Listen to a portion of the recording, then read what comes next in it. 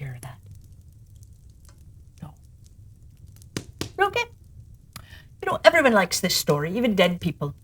When I was 10 years old, my parents and I took a trip to Scotland, and we spent the night in a very old, old castle. Late at night, in my room, a ghost appeared, a woman, tall and white, and all translucent like smoke. She stood at the foot of my bed and stared at me. Now, when I'm scared, I hide it by getting loud and obnoxious. So I said, "Dead lady, don't you have anything better to do than to stare at little girls?" And the ghost shook her head. No. So I threw a book with this very story in it at her, and I said, "Well, read this then." And she vanished. The next night, she appeared at my bed again, and I said, "Did you like my story?" And she slowly lifted a ghostly, dead white hand above me and went. And here it is, The Telltale Heart by Edgar Allan Poe. True. Nervous. Very, very dreadfully nervous. I had been and am, but why will you say that I am mad? The disease had sharpened my senses, not destroyed, not dulled them. Above all was the sense of hearing acute. I heard all things in the heaven and the earth, and I heard many things in hell. How then am I mad? Hearken, and observe how healthily, how calmly I can tell you the whole story. It's impossible to say how first the idea entered my brain, but once conceived, it haunted me day and night. Object, there was none. Passion, there was none. I loved the old man. He had never wronged me. He had never given me insult. For his gold I had no desire. I think it was his eye. Yes, it was this. One of his eyes resembled that of a vulture, a pale blue eye with a film over it. Whenever it fell upon me, my blood ran cold, and so by degrees, very gradually, I made up my mind to take the life of the old man, and thus rid myself of the eye forever.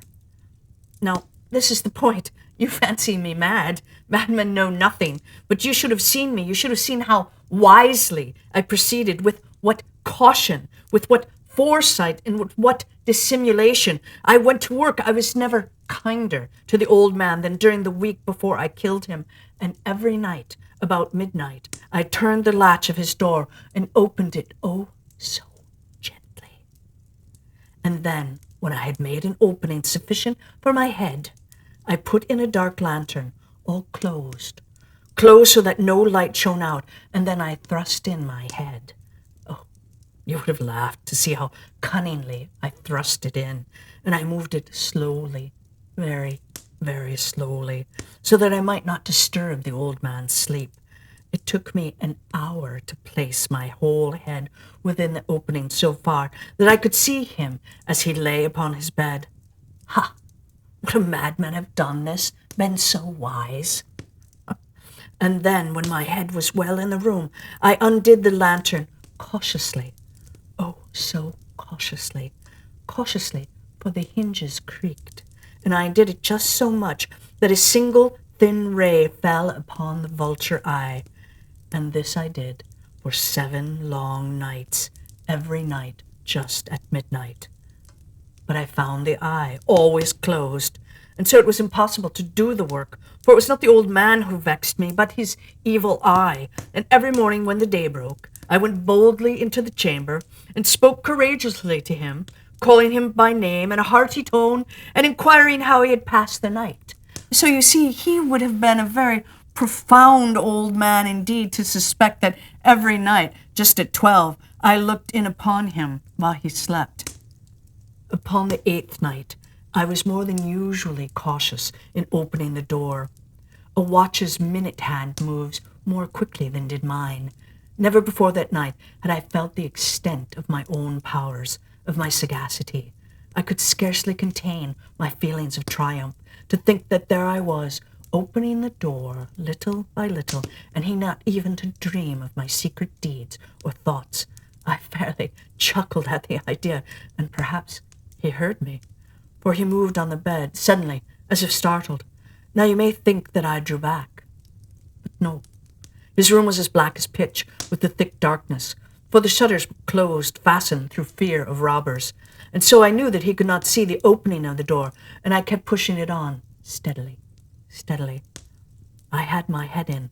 I was about to open the lantern when my thumb slipped upon the tin fastening, and the old man sprang up in the bed, crying out, "Who's there?"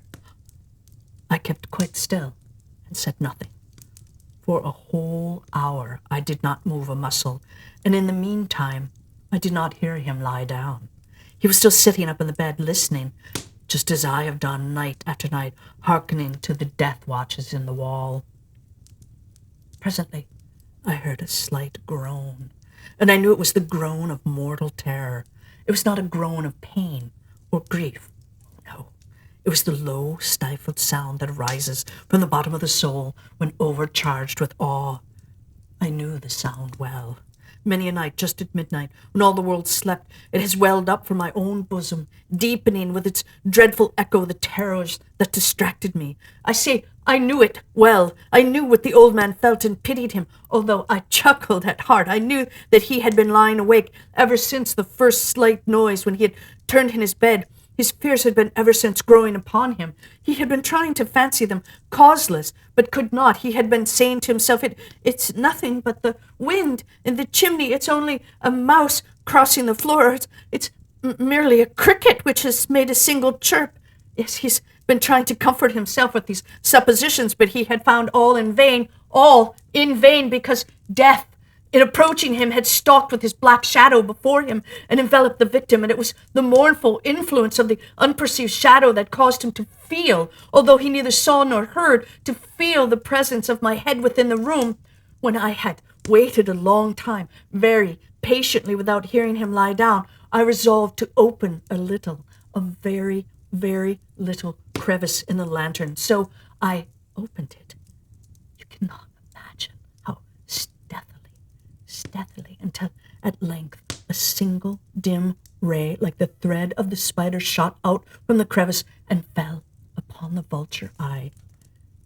It was open, wide open, and I grew furious as I gazed upon it. I saw it with perfect distinctness, all a dull blue with a hideous veil over it that chilled the very marrow in my bones, but I could see nothing else of the old man's face or person, for I had directed the ray as if by instinct precisely upon the damned spot.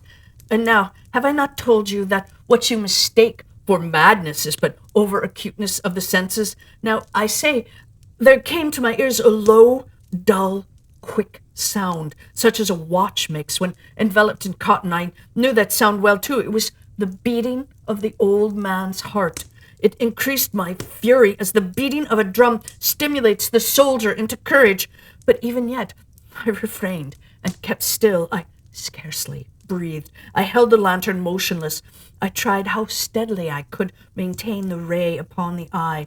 Meantime, the hellish tattoo of the heart increased. It grew quicker and quicker and louder every instant. The old man's terror must have been extreme. It grew louder, I say louder, every moment. And do you mark me well? I have told you that I am nervous, so I am. And now, at the dead hour of the night, amid the dreadful silence of that old house, so strange in noises, this excited me to uncontrollable terror. Yet, for some minutes longer, I refrained and stood still, but the beating grew louder, and I thought that the heart must burst, and now a new anxiety seized me. The sound would be heard by a neighbor.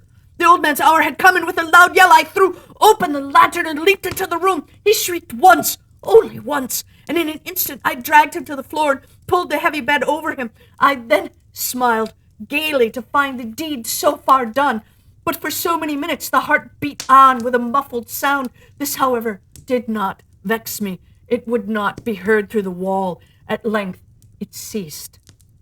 The old man was dead. I removed the bed and examined the corpse. Yes, he was stone dead. I placed my hand upon the heart and held it there many minutes. There was no pulsation. He was stone dead. His eye would trouble me no more. If you still think me mad, you will think so no longer when I describe the wise precautions I took for the concealment of the body. The night waned, and I worked hastily, but in silence. I took up 3 planks from the flooring of the chamber and deposited all between the scantlings. I then replaced the boards so cleverly so cunningly that no human eye, not even his, could have detected anything wrong. There was nothing to wash out, no stain of any kind, no blood spot whatever. I had been too wary for that. And when I had made an end of these labours, it was 4 o'clock, still dark as midnight. As the bells sounded the hour, there came a knocking at the street door. I went down to open it with a light heart, for what had I now to fear? There entered 3 men, who introduced themselves with perfect suavity as officers of the police.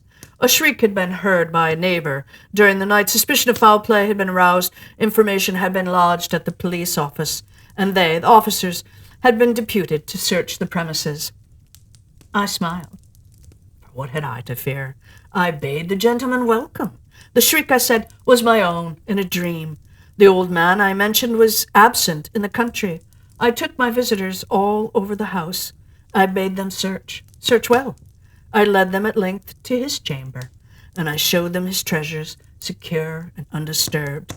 In the enthusiasm of my confidence, I brought chairs into the room and desired them here to rest from their fatigues, while I myself, in the wild audacity of my perfect triumph, placed my own seat upon the very spot beneath which reposed the corpse of the victim. The officers were satisfied. My manner had convinced them. I was singularly at ease. They sat, and while I answered cheerily, they chatted of familiar things, but ere long I felt myself getting pale, and wished them gone. My head ached, and I fancied a ringing in my ears, but still they sat and still chatted. The ringing became more distinct. I talked more freely to get rid of the feeling, but it continued and gained definitiveness until at length I found that the noise was not within my ears. No doubt I now grew very pale, but I talked more fluently and with a heightened voice, yet the sound increased, and what could I do? It was a low, dull, quick sound, much such a sound as a watch makes when enveloped in cotton. I gasped for breath, and yet the officers heard it not. I talked more quickly, more vehemently, but the noises steadily increased. I arose and argued about trifles in a high key and with violent gesticulations, and the noise steadily increased. Why would they not be gone? I paced the floor to and fro with heavy strides, as if excited to fury by the observations of the men, but the noise steadily increased. Oh, God, what could I do? I foamed, I raved, I swore, I swung the chair upon which I had been sitting and grated it upon the boards, but the noise arose over all, and the men chatted pleasantly and smiled. Was it possible they heard not? Almighty God, no! No, they heard, they suspected, and they knew. They were making a mockery of my horror. This I thought, this I think, but anything was better than this agony, anything more tolerable than this derision. I could bear those hypocritical smiles no longer. I felt that I must scream or die, and now, again, hark, louder, louder, louder, villains! I shrieked, dissemble no more. I admit the